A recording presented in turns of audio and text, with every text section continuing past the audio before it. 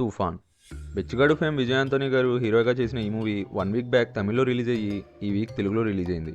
ఇంకా 2 hours 13 minutes run టైమ్తో ఉన్న ఈ మూవీ చూసాక నాకైతే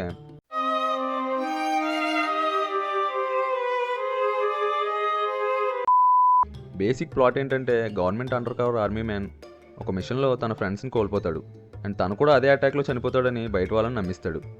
తర్వాత తన ఐడెంటిటీ చేంజ్ చేసుకుని వేరే ఊరికి వచ్చేస్తాడు.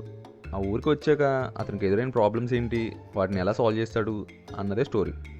ఇంకా మూవీలో ఫ్లాష్ బ్యాక్లో తోపు అది ఇది అని చూపిస్తూ ఏదో కోడ్ అని తెగ హైలైట్ చేస్తారు. మాట్లాడితే ఆ మౌంటేజెస్ వేస్తారు. తీరా సినిమా అంతా అయిపోయాక అదేంటో నెక్స్ట్ పార్ట్లో చూసుకుంటారు అన్నట్టు ఎండ్ చేశారు మూవీని. దేనికి సరైన ఆన్సర్ ఉండదు. హీరో ఫ్లాష్ బ్యాక్లో హీరోకి ఒక లవర్ ఉంటుంది, అది కూడా జస్ట్ ఇమేజెస్తో లాగించేశారు నెక్స్ట్ పార్ట్లో చూసుకుంటారా అన్నట్టు. ఇంకా లాస్ట్లో పోలీస్ వాళ్ళు హీరో పారిపోతుంటే ఏం చేస్తున్నారో తెలీదు. BGM just okay and songs అయితే ఒక్కటి కూడా మనకు కనెక్టింగ్గా ఉండదు. మూవీలో రితికా సింగ్ ఒక గెస్ట్ రోల్ చేశారు.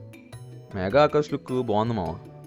ఈ మూవీలో పుష్పలో జాలరెడ్డియే విలన్, ఆయన స్క్రీన్ ప్రెజెన్స్ కూడా అక్కడక్కడ బాగానే ఉంది.